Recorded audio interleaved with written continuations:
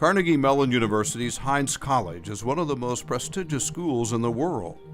It's here where Professor Chris Labash teaches courses on corporate innovation. When we're talking about the Apples and the Googles and the Virgins and et cetera of the world, we tend to expect innovation from them. But when you find innovation in places where you might not at first blush think it exists, that's the kind of thing that I want students to notice. That's the kind of thing I want everybody to notice, because it says, you know, if they can do it, why can't I? A manufacturing mill that operates without bosses is the kind of innovation that intrigues Professor Labash. This is about you owning your work. I think when any company can do that, when you suddenly get people to have this sense of personal responsibility, the craftsmanship goes up, the care goes up, the passion goes up. And I think you certainly see that at Thorlo. Dedication to excellence and innovation fuels that passion. It was, after all, product innovation that propelled the company's success when owner Jim Thronberg invented the concept of the activity-specific sock. It started with women's roll-top golf socks, but quickly expanded to cover a range of sports and activities, everything from hunting to basketball. A ski sock is going to have a shin pad. A tennis sock is going to have a toe pad over the toes to protect the forces on the foot, of your foot moving in your shoe while you're performing your activity. Those are not just by accident, they're by design, they're engineered in specifically. Even the yarn, developed using proprietary blended fiber, is carefully selected. We want to put that yarn in a certain position to be able to reduce shear, to reduce friction. And the padding, we call it terry padding, in a padded sock is more protective than one without. In an acrylic blend sock, terry padding will absorb moisture and wick it away. In a cotton sock, it just absorbs, but it doesn't know how to wick moisture away. And wicking it away keeps the piece of terry padding that stays against your foot dry most all of the time. Those wicking properties prove critical for this family as they struggle to recover from a personal tragedy.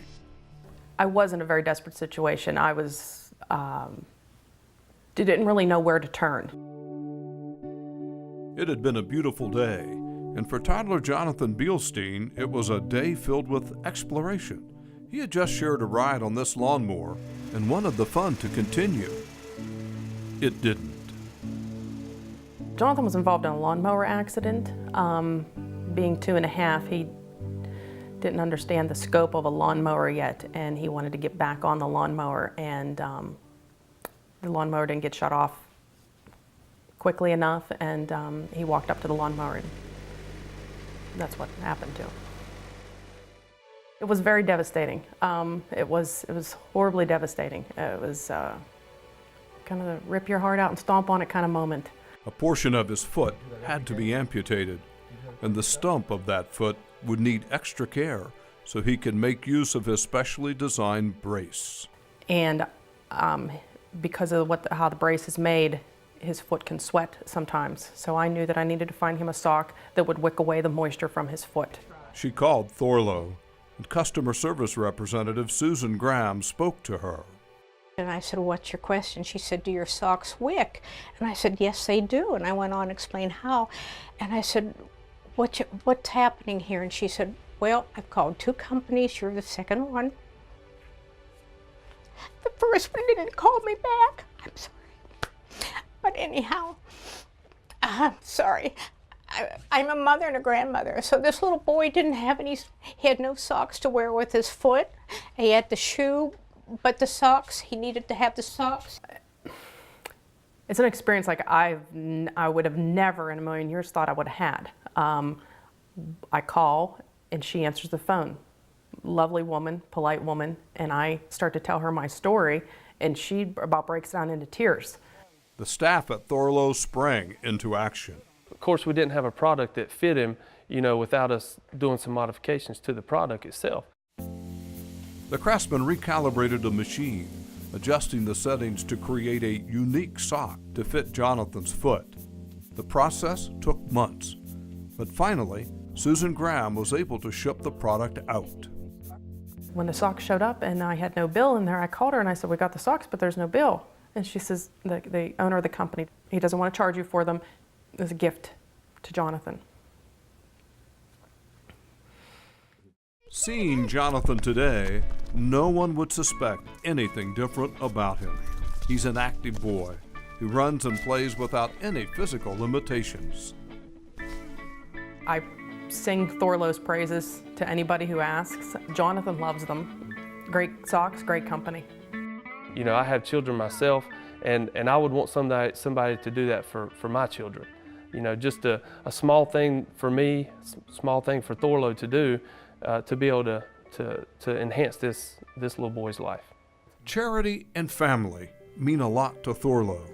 Whereas improbable as it may sound, selling socks isn't considered the company's primary mission. There's very few people in this company today, all the way down to the janitorial level, that does not know what the common purpose of Thorlo is, which is to serve the long-term best foot health interests of our loyal consumers.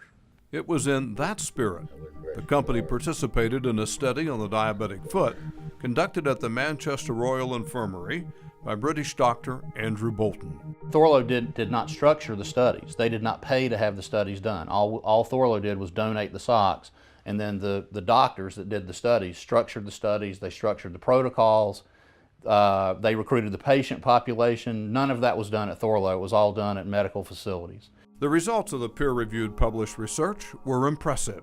This research basically proved that the fabric that the company makes, you know, has even more important uses than to help you play tennis better or to help you run better. It could actually save your life if you're a diabetic. Diabetics often experience foot numbness and can't feel a small sore or blister as it develops into an ulcer. The padding on the Thorlo sock helps to mitigate that by reducing pressure and friction. Subsequent studies on other conditions impacting the foot showed similarly positive results. I would tell you, I think knowing Jim, truly, he would rather not sell this product again in his life if he could, as a legacy, be known that he was going to improve the foot health of our world. So Jim turned that mission into a nonprofit cause, the Institute for Preventive Foot Health. The Institute does not endorse Thorlo, choosing instead to keep an arm's-length relationship to preserve its integrity. My father in particular wants his legacy and the family's legacy to be beyond the fact that the Thorlo company makes a great sock. The IPFH is one of many philanthropic causes supported by Jim Thronberg. Whether it's the gift to a single family facing a personal challenge or a massive ongoing donation program like the one to support U.S. troops, Thorlo's efforts have not gone unnoticed. Back at Carnegie Mellon University, Professor Chris Labash sees the upside of all this charitable giving. I think Thorlo's reason for doing this seems to very much be this is the right thing to do, as opposed to this, you know, it's a good business decision to make. But it turns out that doing the right thing actually is a good business decision. And I think that has served them very well, not only in terms of building a user base that is exceptionally loyal, and not just loyal, but evangelistic. You know, it's like you buy Thorlo socks now, and you become an ambassador for the company. And, you know, that's the kind of loyalty, that's the kind of frankly, it's kind of marketing you can't buy. And it is more critical than ever as Thorlo continues to evolve and reach out to a different but still discerning consumer demographic.